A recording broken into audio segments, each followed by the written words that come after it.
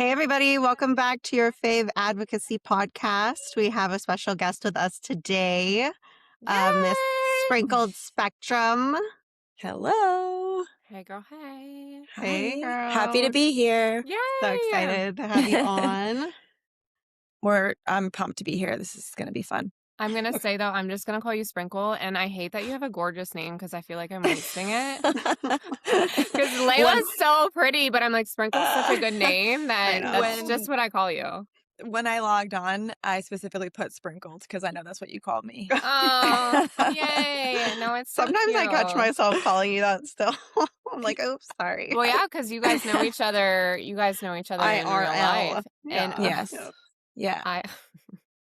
Reagan likes to do the letters, and then it takes me a while to IRL. in real life. In real life. You know what? It's one of those like online to offline relationships that's been really cool. It's really cool. Like you create these communities online, and you're like connecting with people every single day, and you're like getting along really well, and then you get to meet in real life and to actually connect as well in person. Super cool. Yeah. I'm jealous. When you just have to move here. That's what I keep telling her. I'm like, I said this on the last episode. I just sent Reagan a thing that said Arizona is the most expensive state to move to right now. No. I was like, that cannot be true. That's what it but says. Our income tax is low. Yeah. Yes, it is. I mean, you guys have so many good services, and I one day I can't. The heat though, guys. The heat's wild. Yeah. My anxiety does not do a pool. You know what though? The heat is crazy. It is. Like people were like, just wait, and I was like, nah, I'm fine. Oh, you're from Canada, isn't it freezing there? Yes. The opposite. But you kind of climatize, you get used to it. And honestly, like I will say, like to tie back to the autism stuff, my eldest has a lot of sensory stuff, and so she won't wear layers of clothing. Yeah. No sweaters, no jackets, no boots. So we were living in the Pacific Northwest, and I would literally go and pick her up from school, and she would be outside in torrential downpour in a t-shirt and no shoes. Yeah. And so moving where the weather is warmer has made such a difference in her life and regulation. Like it absolutely has been a game changer for her. So that's kind of cool. Yeah. I know. That's one of those things where I'm like, I honestly don't know. Like when I talk to Jocelyn, I'm like, how do you do it with the snow and like the boots and the jackets? Ohio's not that bad, I will say. But they get snow still, and I'm like, I couldn't. The kids would not wear shoes and boots and hats. It's really difficult. They do love snow though. I feel like, but you have to get them like. S didn't wear gloves for the longest time, so I'm like, please don't get frostbite, please. Right. Yeah. I mean, it snows in Tennessee. Who knows? I moved here from Florida, and I was like, what is this? Mm-hmm. I have no idea, but we do get snow. That being said, do your kids know how to swim? Like, how does that look? Yeah, so I have a fence around a pool. Like before we even moved, that was the first thing because my anxiety is the same, and it's like super tall. Oh, nice. That my eldest does swim. She's like a mermaid. It's unbelievable. Yeah, she's like diving 10 feet and jumping, and that's so cool. Yes, the youngest, we're not there yet, but she is in lessons. So hoping that it's like number one priority for us. Yeah, that's same. And I'm just like hoping like one day it clicks. We've been doing lessons since he was 3, and I think he's 6, and I'm just like, please click. Yeah. It honestly, it maybe he needs like a little motor coaching, but I think like you can speak to that, Reagan. With the help they get there. You know, I finally found a really good instructor that actually good. He understands because the other ones I'm like, this isn't it. But it's such a sensory experience too. Yes. Like for her, getting water on the face was a big deal. Like she found it to be incredibly terrifying. And I almost feel like the temperature of the water too. Like if it's too cold. So many things. So many things. But it's actually like a really incredible proprioceptive input. You know, it's like a big hug. Yes. So once they get in there, that's why you hear so many people talking about how regulating water is for them. Yeah, 1,000%. And I feel like with G, like, I mean, I taught swim lessons. I was a swim lessons teacher since I was like 15. So I was like, I'm going to teach her, like, no big deal. I got this, you know, whatever. And you did, didn't you? No, like she taught herself.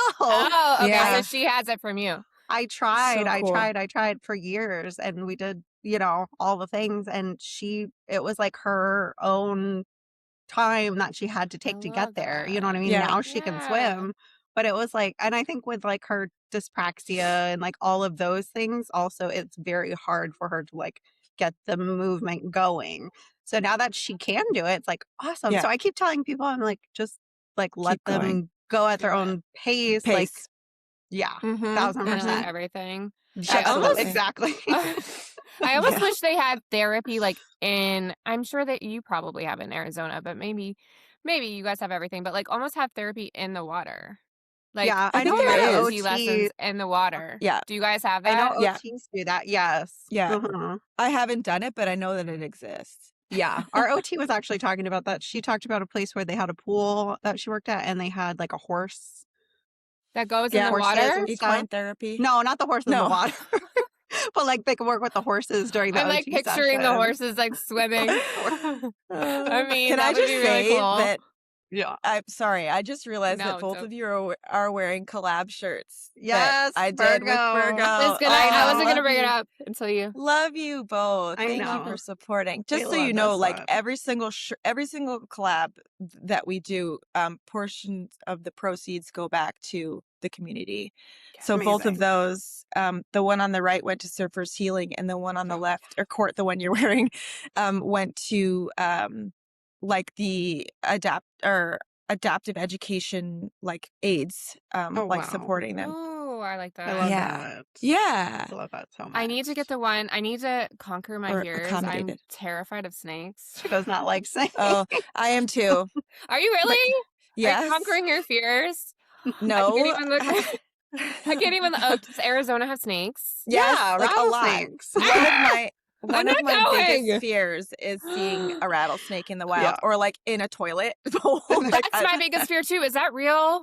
Do they come up to toilets? Not here. I haven't seen it here. That's more like Florida. Yeah, that's true. Okay, I hate snakes, but it's cute. I do like that design. But I know I love this shirt. The kids love it. This is one of Gigi's like favorite shirts. Oh, she's like love obsessed with it. She stares at it. She makes Alex like wear it. She's like forcing him to wear the shirt. It's honestly, it was such a special one too, because it just like let's co-regulate and connect. Just feels like something that all of us can relate to. Which speak about the, what is it called, the Surfers Healing? Surfers Healing. Yes, speak about, because you guys have both been, right? Yes. Mm-hmm. I learned about it from Reagan. I was gonna say, didn't you guys connect about that like on the first time you guys went out?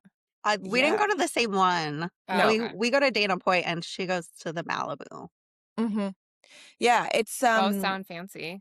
Yeah, it's California. It's honestly the most incredible experience. It's really hard to explain it. There's like a magic to it, but essentially it's free surf camps for autistic individuals. They've been doing it for 30 years.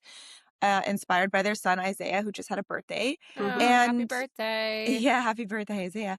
And it's just, I can't explain it. It's like all these surf pros that you just trust with your child. I'm like, if anything's going to happen, they've got this. But they just connect with your child in the most like otherworldly way. Like they just, the respect that they have for autistic people is so beautiful to see, because in so many areas of life, you don't see that reverence and appreciation for the way that autistic people show up every day and experience the world. And they do I'm getting goosebumps talking about it, but I like my daughter went out with like this 20-something-year-old like surf pro, and I was just like, so cool. I trust, and she like, you're gonna hear my kids, I think. Maybe no worries.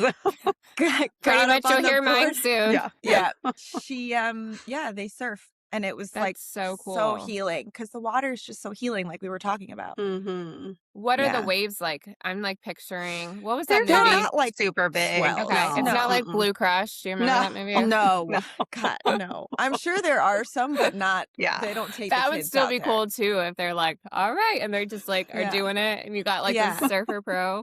But that's amazing. Yeah, do they do it run camps once a year? When do they do it? Once a year? Yeah, all but everywhere. Like there's different locations, even globally. Like they go to New Zealand and Yeah. Super cool. Oh, Yeah. They go to the East Coast, like during the fall. There's like different times of the year that they go. Florida? No, they don't go I to don't Florida. think so. I looked. I know. There are some Yeah. other organizations that do similar Yeah. stuff. So I've been kind of looking at that because obviously we go to Florida a lot. So I was like, I would love to find something there I and do mean, that. I put know. it in their ear. I know. They did. Okay, tell us a little bit about like your, I mean, this is a loaded question, but like, I don't know, your background or tell us more about you. Okay. Like my background as in prior to being an autism advocate? Yeah. Sure. Okay. Cool. I where do I start? I went to college in Canada and I got my degree in English literature. So if you want to talk about Shakespeare, I can do that. That makes sense though, because Sprinkle is so good with her words. And I'm like, oh my gosh, nail it every time you go on. I'm like, sometimes I'm like, what do I say to this person? And you just No, I've put my degree to use, I guess, because otherwise it's just been sitting there as a piece of paper. I get that. After that, I did a little stint in the music industry in LA, and then I was in marketing. So I did copywriting. I copywrote for some big brands, some small brands, whatever. And I then left and started my own like boutique content studio where I was like the founder and creative director. Oh, wow. Which was really cool. Yeah, I'm learning new things today. Yeah. So I then left that when we started to understand that my eldest daughter was having some needs that were not being met by us. It was totally our fault. We had no idea what was going on. We were just like in the dark. Right. Well, it's your first child when you're busy. First child, no idea. Yeah. And I'm like running this thing and I'm like, I can't do this anymore. So, you know, there's that statistic about like how many women have to leave their jobs to take care. Yeah. That was what happened, which I had the privilege of doing so. So that worked out. But I then sort of dove full on into motherhood and learning about my daughter's needs. And the way that I did that was just like Instagram. Like I just started looking up things on Instagram and following OTs and following other moms and following everything I possibly could. I was like reading like papers that were published by scientists and like, you know, research studies and like full on. I made it my job to learn about what I didn't know was autism at the time, you know, because she wasn't diagnosed. I was like, okay, so look, so it sounds like she has sensory processing disorder and it sounds like she's a Gestalt language processor and all these things. It sounds like she's hyperlexic. So I'm learning about all these things. And of course, not tying together that that's all under the larger umbrella of she's autistic. Yeah. So then when we finally did receive a diagnosis, I was like so entrenched in the online world as a community member, like as a follower and as a learner and, you know, engaging with these parents online and OTs and stuff. And then I was like, I think I want to do this. Like, I think I want to, like, I have a lot to say. Yeah. I was like, I have a lot to say that's not being said in the way that I want to say it. Cause like, I think you guys can relate to this because you both do say things that a lot of people don't say. Yeah. To us? Yeah. Yeah. It was just like, there's a lot of skirting around and there's a lot of like, not necessarily speaking bluntly and like, I don't want to say courageously, but maybe courageously about some of these conversations that need to be had to support our kids, you know? Right. And also I didn't see anybody who looked like me. Right. You know, like as a brown woman. Same. Yeah, right? Like I was just like, I don't see any other like Middle Eastern at the time or like Persian women that are and then, you know, in my culture, like there is still stigma around it. I mean, in every culture there's stigma. Right. So I ended up doing it. One day, it was 2 years ago. Well, almost 2 years ago, I just like 2 years posted. ago? Okay. In July, it will be 2 years. Amazing. Wow. Yeah. I just started posting and here we are. And you have a great name. Yeah. Which, do you still have your ice cream as or did you change it? I do have my ice cream as my logo. Yeah. Which Inclusive Social Club did for me. Oh, I love Alex. that. Yeah. Alex did that. The name came from, at the time, my eldest daughter's like interest, passion was sprinkles. Obsessed with sprinkles and I ice love cream. that. Yeah. So And cute. I thought that it like, sprinkles are a rainbow and everyone is unique and different. So I was like, oh, it speaks to like the diverse, spectrum of autistic people. So That's sprinkle beautiful. spectrum. Oh, I Yeah. love that. And can we go back to you're like Yeah. an amazing singer. Oh, Yeah, she is. okay. She really is. I'm a shower singer. No, you are No, not. I'm a shower singer. It's so funny. Nobody Yeah, I'm around not here. even a shower singer, but your voice is gorgeous. I remember Thank one you. video and I was like, wait, what? And your You know what's daughter, crazy? Sings. Yeah, yeah, your she's daughter pitch sings, perfect. right? They Yeah. both do. They both Okay. do. The eldest is pitch perfect. The youngest has the confidence factor. So She's a star. So she's such a star, and it's so funny. I was thinking about this the other day. I was like, but when I was younger and before I became a mom, I was like, oh, I want to just like have a little girl band, when I become a mom. And I totally have my girl band. That's Yeah. so cute. Yeah. You made your own. Made my own. So I love true. that. How old was your oldest when you got the diagnosis? She was old. She was 4.5. No. And partly, 4 and some change, like Okay. 4 and 2-3 months. Mhm. Part of it was us not knowing, first Right. kid. Part of it was denial, for sure, on my part. My husband was always like, she's autistic. And I was like, are we sure? Yeah. Not because I thought autism was bad, but because it was presenting in such an interesting way. Right. Like, as we know, nothing's linear. But Right. knowing what I know now, like from birth, she was showing signs. Yes. She was showing her traits. And then partly we didn't have access at the time to a diagnosis until we entered the public school system. We could have gone privately, but we didn't, because we just didn't know. And so she ended up being diagnosed through the public school system. Wow. Is she a COVID baby? I can't do math. She is not. Well, Okay. I mean, kind of. She's 2019. She's 2019. So she was like That's the other thing. People, she was I would little. talk to all the pediatricians, gaslight it me. was shut down though. It was shut down. Yeah. But I would say like, hey, she's not talking a lot, and hey, she's this, that, and the other. She isn't really interested in her peers, blah, blah, blah. And they were like, well, people are wearing masks, so she's not seeing the way mouths are moving. Right. And she's like, she's not being socialized with other kids. Give it some time. And that all made sense to me. I was like, oh, but I was seeing that like from 18 months, I was seeing she was different. I just feel like that's such a common different. thing. I mean, my experience too with the pediatricians. Why are they?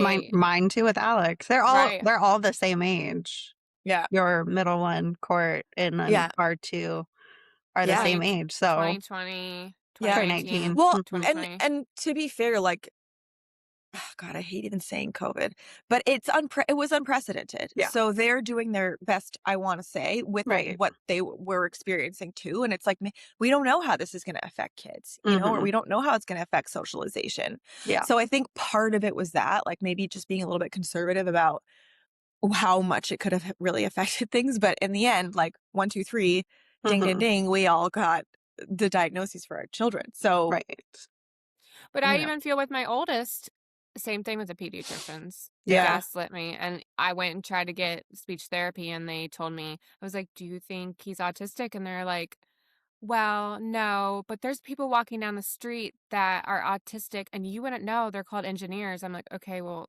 that you're telling me my child isn't autistic. I don't know. So it's like, and also those people probably like deserve services in their life and support in their life, and they never received it. Yeah. That would be my son. But then COVID happened and I don't think anyone received services for a long time. Yeah. I mean, everything was shut down. Yeah. Well, partly that's why I started doing research on my own, like looking on Instagram, like, because, OTs and speech therapists share a lot of free resources online. And so I just started learning and I was like, hey, maybe I have to do this myself to start. I mean, you do have to do it yourself. That's where one of us learned about Gestalt. I mean, I didn't learn about that from a professional. You know what? I actually did. And I actually was so lucky in that my daughter's first speech therapy group, and her OT, they would do like joint sessions. They were who introduced me to the neurodiversity affirming movement. That's awesome. That's amazing. And they taught me about Gestalt language processing. Wow. They taught me about they were just the most incredible women who took me under their wing. And I had just had my second child. And so I was like dealing with postpartum, dealing with trying to understand my child and support her. And my eldest, between the ages of 3 and 5, really, her sensory system really, really revved up. And I had no idea what I was doing, and nobody was sleeping. And, so I was very nurtured and cared for by these women, and they're my best friends to this day. That's amazing. I was going to say, are you still friends with them? Yes. Do they follow you on Instagram? Them. Yes. I love that. Aww, they do. They're the best. I love that. Yeah, they're amazing. That being said, do you still do OT, speech? So currently, no. Currently, we are therapy free. Okay. Explain that. I will, yeah. Yes. So we had done speech, OT, and music for my eldest. Okay. And she was in the public school system and started demonstrating burnout. And basically was her anxiety levels on the drive to school were so severe that I know, sweet darling, so that it was heartbreaking. So I was like, you know what? No, I'm we got to just pare everything back, take a season of rest. Good for you.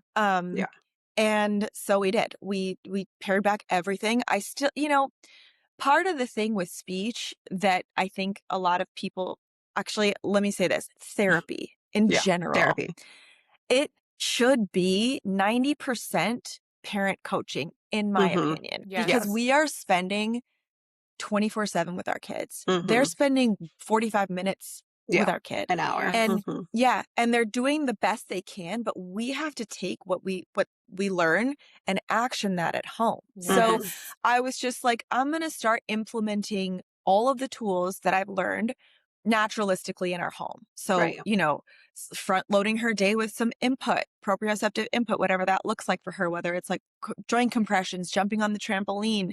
If it's warm out, getting in the pool. We're very lucky to have a pool. Then I'm going to do NLA with her, and she's now moving through the stages. But throughout the day, she pretty much is her preferred method of communication is hand leading. And so I honor that.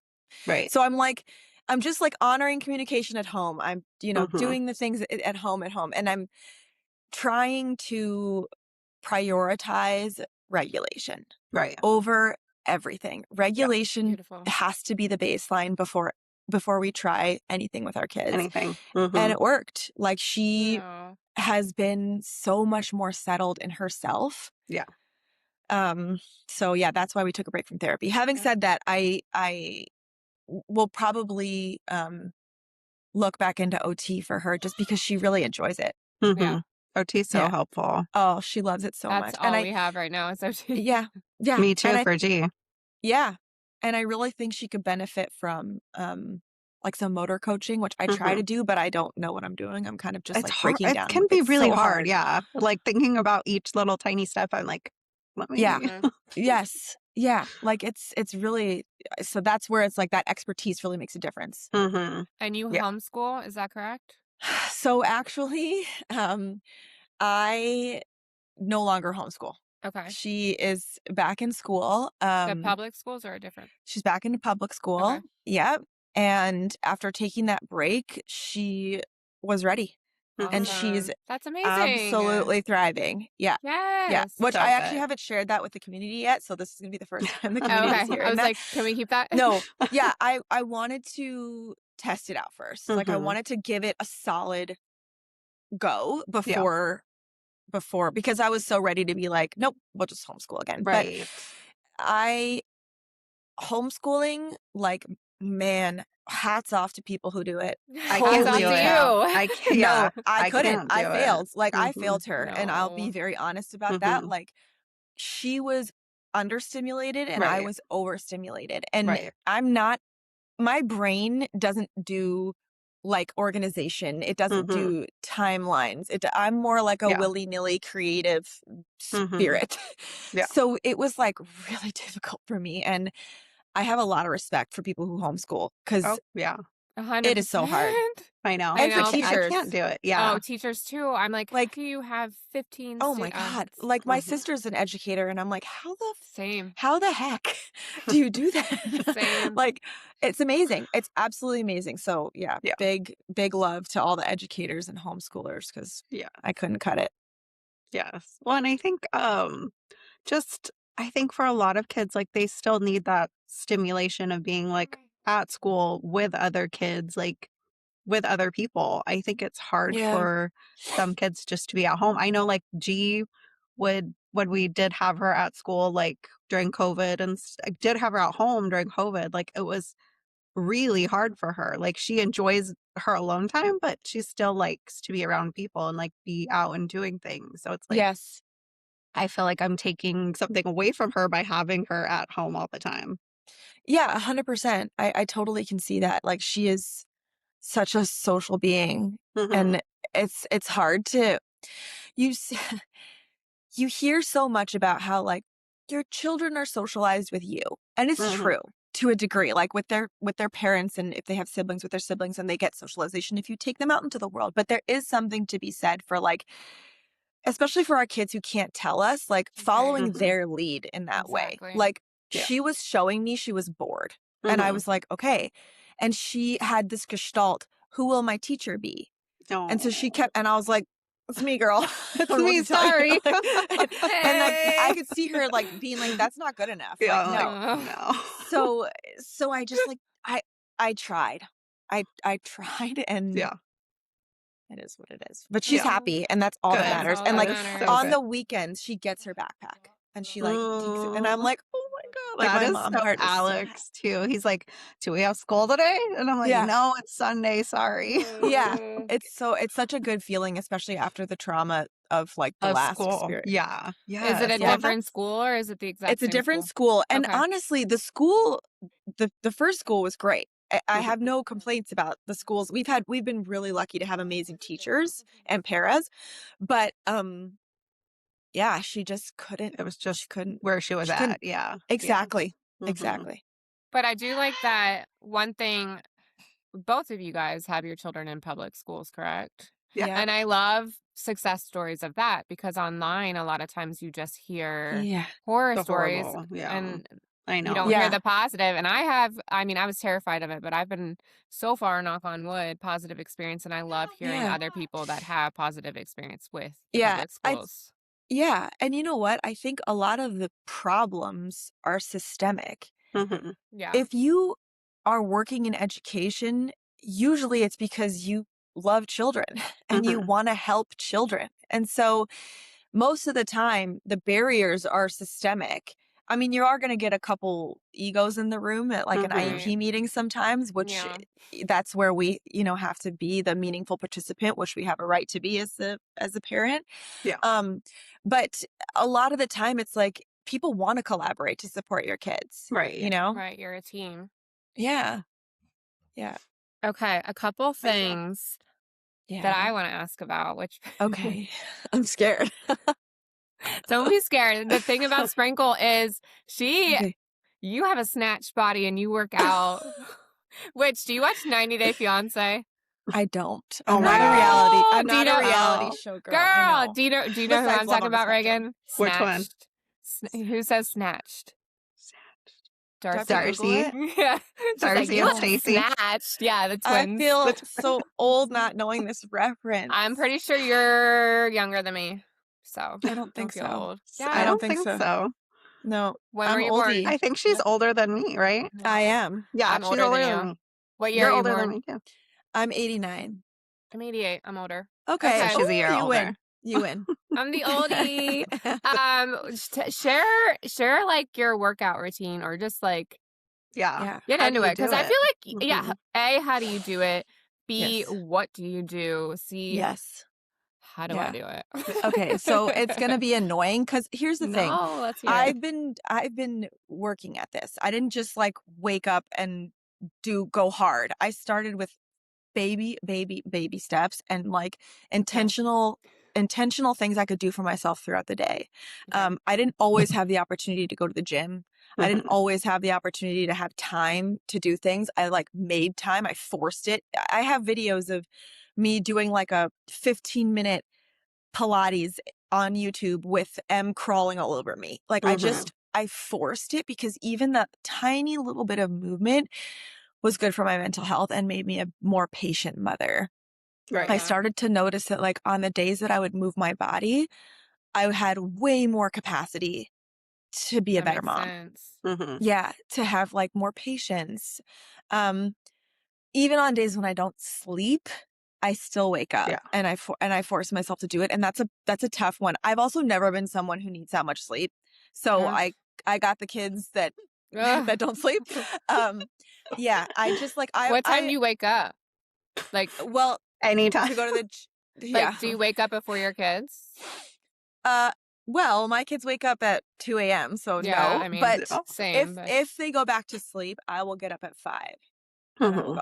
Now, having said that, now that they're both in school, okay, I can go a little later. I didn't know if your youngest was in school. My youngest has always been in school. She has had such a different journey with school. Okay. It's like a daycare because she's little. She's 3. Okay. But she has always loved school and had like you completely had the different diagnosis for her as well? Yes, I got the diagnosis for we got her diagnosis, or she got her diagnosis not that long ago. But yeah, she is a different story though, because she like presented quite neurotypically until around 2, and then I say her autism, like I was always like, she is autistic, like I always knew. But her like autism really started to bloom after 2, like 2 and 2 months, and she started like showing her true self, which I was like, I want to make sure she gets her diagnosis. So we then got it after, sorry, I'm just muting my messages. Got it after she really, you could like, very clear. Very clear. Yeah. Okay, go back to working out. So what's your favorite thing to do? Okay. I go to the gym and I lift. Okay. I do that like four times a week these days, if I can. Which I'm hearing like lifting is the one thing you're supposed to be doing. But here's the other thing. I'm a stay-at-home mom. Okay. I haven't gone back to work since I left work, right? So that's a privilege that I have. So I have that time while my daughter is in daycare for 3 hours. Yeah. So I like I have to be real about my privilege there. I do a spin class on the weekends, and that is like my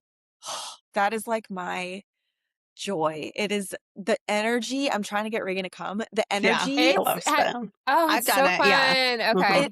It's electric. And the coach is like a good friend of mine, and she's just like electric, and she just like fills you up with energy. So I do that. And the music in there, it's like, it's a vibe. Yes, it's a vibe. And then I'll try to throw in Pilates somewhere in there if I'm not lifting. And also like woman life, like some weeks I'm not moving much.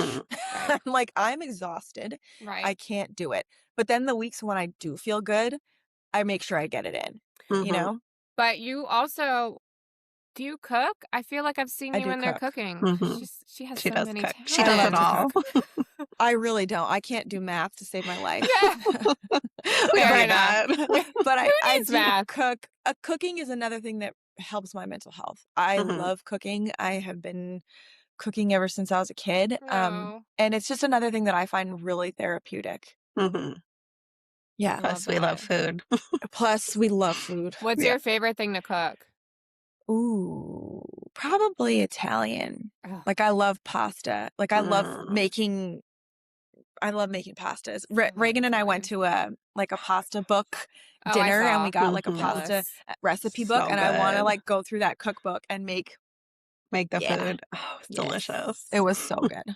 I love food. Okay. That being said, one thing about Sprinkle is you've got a lot of community there that like asks really good questions. And recently she put up like a Q&A. Was it a Q&A? No? Yes. Was it? Okay. Or like question box. Yeah, it's a question box. And I was thinking we could go through a couple of them and maybe, you could respond to some of the people online? Sure. Okay. I'd love to. I won't say their names though. Yeah, just anonymous. Yeah. Which we one kind of thing I will say about the Sprinkle community. Yes, please. It is the best group of absolutely badass, compassionate, intelligent, wonderful human beings. Like, I feel so grateful every day that I get to be in community with these people. It honestly, like, it is the greatest honor of getting to do this, is that I get to connect with these kinds of people, including you guys. You know, it's just like I can't. It gives me chills talking about it, because I'm just like, wow, like what an absolute honor. You know. Sorry, go ahead. We love it. You grew fast too. And honestly, all that means to me is that there are more people like us, more people like us, yes, who want to center the autistic experience, who want to fight for their children, who want to learn good things and unlearn bad things. Yeah. You know, like, that to me is what that means. Yeah. But you also have helped out a lot of people as well to make people feel seen. Thank you. Yeah. And that's kind of why I started it. I'm like, if I have a skill set that I can share with the world. Can you make more singing videos though? I have stage fright, believe it or not. Oh. Okay, we kind of already talked about this. How do you take out time for yourself with kids and your kids are in school?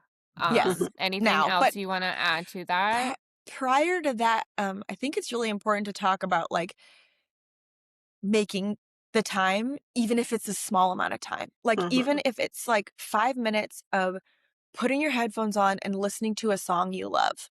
Like, if it's just like, you know, whatever those little intentional moments that you can steal for yourself are, because it's not really easy to do. It's not. And I know that. I think it's a practice, like, just making it a habit of taking, like, okay, 5 minutes. Like, for me, before I was working out, before I was, you know, like, when I was homeschooling and when I was like 24/7 mom, I would just take a hot shower at the end of the night. Yes. That was it. That was it for me. 5 minutes, hot shower. Yes. And that was my thing. And it's all my skin. Yes. Totally. Yeah. Okay, this one I get a lot too. Reagan, you might as well. I feel like people always have this question, especially like starting off in their journey: ABA or IEP? So school or ABA? Okay. This is an incredibly nuanced and complex conversation that I don't think we'll be able to speak on adequately with the time that we have, because we have other questions. My take on it is that philosophically, as a field, I find ABA to not be aligned with my values. I don't believe in forced compliance, and I don't believe in behaviorism, really. And so I have a hard time with it. Having said that, there are incredible people who work in ABA who genuinely want to shift the field in the right direction. Also, ABA is the only therapy that's covered by insurance completely. So when we're talking about intersectionality, we have to understand that there are a lot of groups within our community that can only do ABA for their children, and that's their only option. And so we have to be understanding of that as well. It's a tough one. The other thing is, like, in school, they are using ABA principles. It is just the most widely used style of whatever. It is called behaviorism. So you're getting a little bit of it in the school system. Right. The public school system has its own problems too, like resourcing and like burnout and, like, you know, so nothing's perfect, unfortunately. I wish there was a world in which, and hopefully we can help create it, in which there are schools where, and, you know, centers, I guess you want to call it, where our kids are just like, where they can be who they are and still learn and not have to be treated like they're a problem to fix. Right. Yeah. Right. That gave me chills. Can I just, if someone asks me that question, I'm just going to take that soundbite and just be like, here you go. Send it to them. Because that's exactly how I feel. No, I mean, what and has it's been, a hard one. It is so hard to Sorry. answer. Yeah. Because you don't want to say the wrong thing because Right. something works differently for every single person. Absolutely. Yeah. Well, and it depends on the therapist or whoever is there, the and teacher. the child. On the therapist. And the child, right? This like some children love ABA. And why, you know, you can't take that away.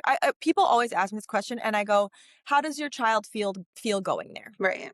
How does your child feel coming home? If they're happy, great. Follow your child's lead.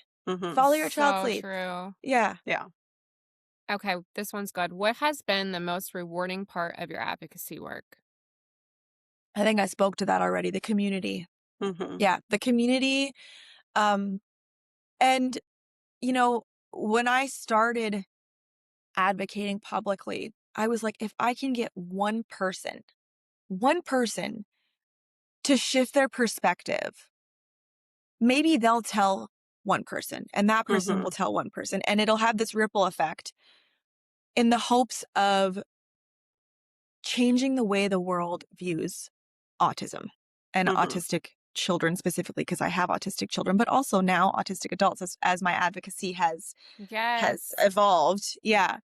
And so that's been cool to see happen in real time. Like people will DM me and be like, hey, I just want you to know that I was in an IEP meeting and something that you shared in your stories or something that you said, I like brought up in the meeting. And, you know, I'll have like a SLP message me and be like, hey, I told a parent to follow you so that, you know, they can.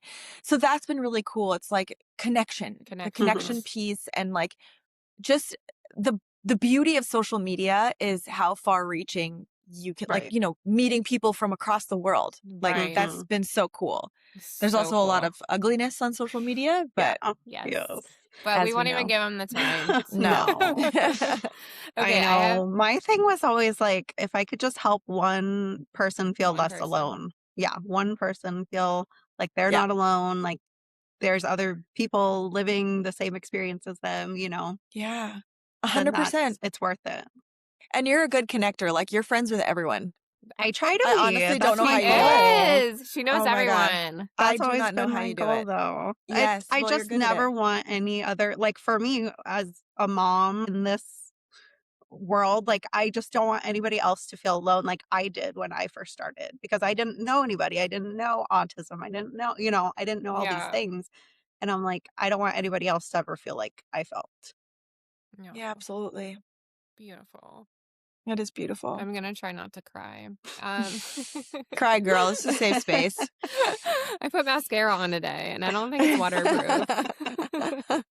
Okay, this one.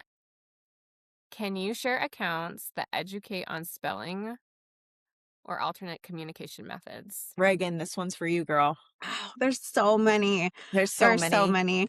Obviously, like Spellers Freedom Foundation is a good one. Communication for All is amazing. Elizabeth Bonker is incredible. They share a lot of good resources. There's Autism Our Story. There's so many accounts. Spelling More.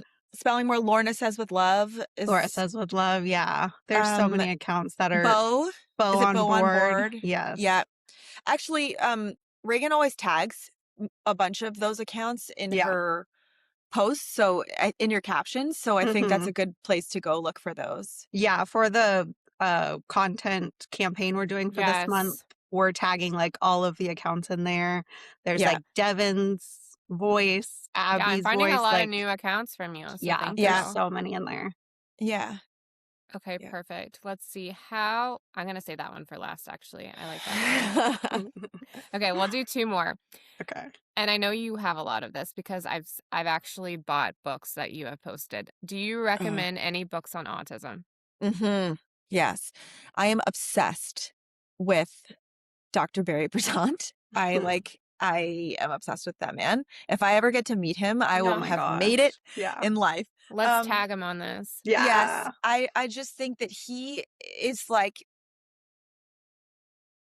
the way that he speaks about the autistic experience with such care, respect, and nuance is like, it's what really inspired my journey as an advocate. So his book, Uniquely Human, a different way of seeing autism or understanding autism, I think, is, I honestly think I'm just looking it up, every single person who works with or parents an autistic person should read this book. Uniquely Human, a different way of seeing autism. Okay. I really like Sincerely Your Autistic Child. It's a compilation of letters written by autistic adults to their parents, but to the world about their lived experience. And it is full of nuggets. Sometimes I just like open a random one and read it. I cry every time. Oh, yeah. The next on my list Reagan's is The like, Reason no crying. Yeah. The next on my list is The Reason I Jump. I've seen that one a lot. That's on my list too. Yes. And then another one is Unmasking Autism, I think, by Dr. Devin Price. What about, Reagan, I feel like you have some. There's, let me see. I'm really bad at this. I should have wrote some down because my memory recall that's is okay. so Well, I feel like we have the same ones too. Like, yeah, definitely. I'm horrible at reading. Like, I can't read anything anymore. No, I get so it. I'm like, I need to audiobook. Yeah, yes, I need to definitely do that. There's a bunch of like children's books too. I was gonna say, I just got one, and my low support needs child, like, he's obsessed with this. Like, I think because it's like he's like, oh, that's like me, my brother. Yeah. No, his brother. His brother. What's the book? I knew. So it's not. They all have like similar. I'm gonna pull up my Amazon. They all have similar titles, so I don't want to misquote it because it's very similar to a different one that I really like. I'm sure you have it. More Than Words. Okay. Have you seen that one? Yes, I've seen that one. I'll get it. A Day with No Words is really good too for AAC. Yeah. I know. I got those two confused. But if anyone's actually watching the video, he loves it. We've read it like 5 days in a row. And he's very specific with books. Like, he wants what he wants. And then I'd like have to be like, can we try a new one? And he like loved it. So I'm like, because it reminds him of his brother. I love that so much. I know. Okay, let's save the best. I think is going to be good for last. How do you respond to someone who says, I'm sorry to you after you tell them your child is autistic? Usually I just go, don't be, she's magic, or they're magic. What's interesting about that, it is something that is honestly universally heard by people who have autistic children. And it is so tied to the autism as a tragedy narrative that I think that it's actually a good opportunity to educate. I usually try to gauge whether that person is open to hearing what I have to say. Sometimes I don't even care and I just educate them. I'm like, hey, actually that's not really an appropriate thing to say anymore or ever.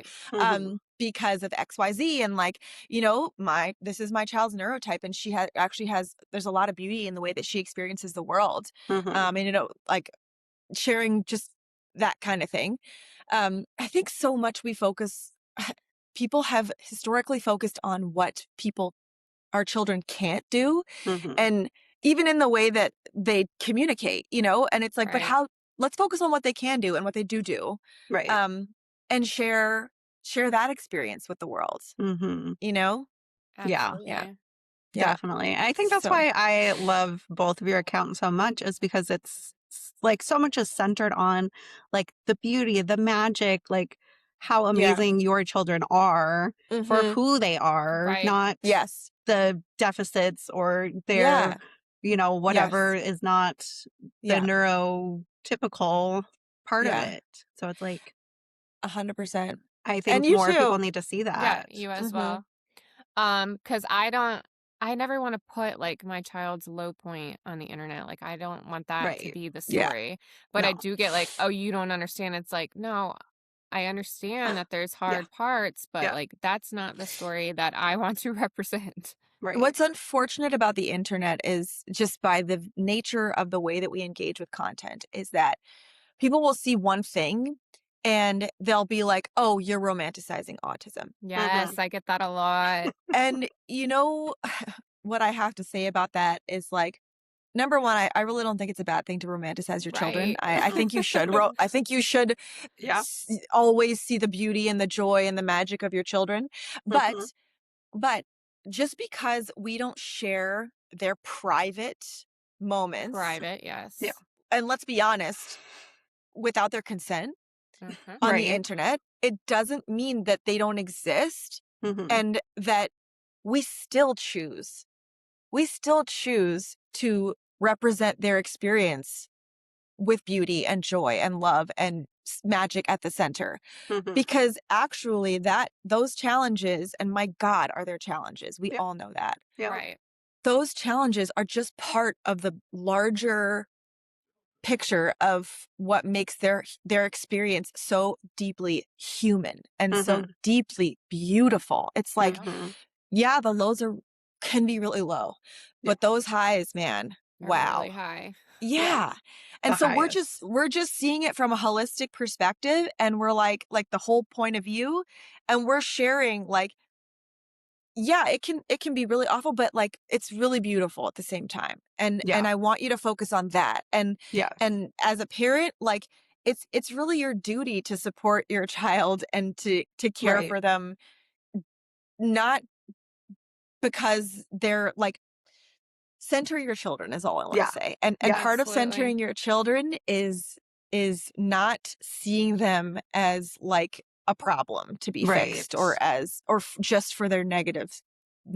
Like, could you imagine if someone talked about you online only about when you were being a camera, like on your lowest moment? Totally. Like when you're not even like, cause like, especially what's especially difficult for me to understand is like, our children, when they're having a meltdown or they're dysregulated, they can't help it. Right. Like they're not choosing. The last thing they need is a camera in their face. Yeah. What they need is support. Unconditional love and support and a co-regulation partner. Yeah. And people will be like, but it helps me feel seen that other people go through it. You can talk about hard things without showing hard things. Right. I'll believe you. Yeah. I will believe you just as much. And in fact, probably have more empathy for you because I have a really hard time understanding why you need to show your child without their consent in their hardest moment for views. It's for content. It's for content. I can't. I will no. That kind of content gives like people that don't do it also like, I think a lot of times, I know a lot of people don't like the word like autism mom, but I think that that's because they put it with people showing the low points. Yeah. And it's like, no, like I'm proud. I am Same. so proud of my children. Like I'm not using it to center myself. I am using it as I am proud of my children and I want to support them. So I think that's kind of where that negative connotation comes from. It totally does. I think we can reclaim that.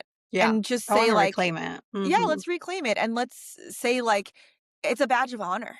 Right. Like to parent autistic children, we feel so proud about it. And it's not because it's about us. It's about them. Yeah. Like it's 100%. Because they are these amazing beings that we were lucky enough to be able to parent. Yeah. Well, and I think we all do a good job about like humanizing them and their experience. And I think that's what you have to do, because when you put the negative and the hard and all of those things, you're dehumanizing them and you're turning them into this behavior, quotes for people that are listening, a behavior problem. And that's so small a part of the entire picture, because what has happened before, what is happening during, what is happening, what is your interaction with them, all of the things that you are doing to them to contribute to these things that are happening. And I think people don't have that introspective perspective on what they're doing with their children. How they're yeah. It's it's interesting. Like, it does seem to me that the majority of the content that when you initially start looking up autism on the internet, on social media rather, the majority of the content that you consume is content that reduces the person to their hard moments. Content that reduces the person to what they can't do. Right. And what we're trying to do, I think I can speak for all of us when I say this, is that we're trying to combat that with flipping that on its head. Right. And let's see what they can do. Let's see how they do make the world so much more rich and full and beautiful. Yeah. And we are small fish in a big pond right now, because there's a lot of whales out there that are doing this, and people are eating it up. And they're like, "Oh, I'm so sorry. You're doing so great, mama," blah, blah, blah.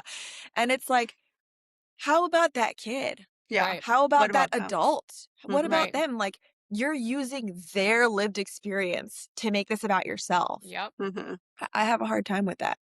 Yeah, So we just got to keep 1000%. centering the children, center the Yes. children, center the Well, children. and I think always. especially from like outside perspective of people that don't have experience with autism or autistic Yes. individuals, like they're seeing these things and like Yes. it's just Harmful. it's just stigmatizing Further. Right. further this. And then they feel thing. bad for us. And I'm like, I Yeah. don't want anyone ever to feel bad for me. Ever. That's the full circle moment of why when somebody says, "I'm sorry," that's There the you full. So we just got right back to it. Right. Perfect. Well, is there anything you have for Miss Sprinkle, that you want to touch on? Who? Me? You. Yeah. Me? Oh. Yes. No, I love her so much. I appreciate her friendship and I appreciate her contributions to the community. Everything I feel like we have connected on so many different levels about the kids, and just it's so great to have somebody that also has a daughter, because I think when you have a daughter who is autistic, you're always looking for other girls. Which who every are single guest autistic. we have brought on has a daughter. Yes. I'm yes. the odd one out. So Well, that you know of yet. Right. Yeah, I do have a daughter, but she's autistic too. We'll see. Well, I've got two that are autistic, so Yes, it's yes. cool. What's cool about well, first of all, I love you, Reagan. I love you both. Thank you for you. saying those kind words. But what's lucky for me, I feel very privileged to have Reagan and Gigi, because Gigi's older. She's turning 11. She'll be 11. Yeah. Yeah. Oh. And my daughter, youngest or oldest, is turning 7. So Gigi's experiencing these things, and I'm learning so much from her. Yes. And I feel very, very fortunate to be able to do that. Yeah. And for our friendship. So yeah. It's always so great, like having that FOMO. person. It's always so great having that person that's like a little bit ahead of you. So like I have Steph and I have Ellie who are ahead of me, and I can talk to them about like what's coming up, like what I are know. you doing? I love connecting when people have older children. I'm like, yeah, teach me. me.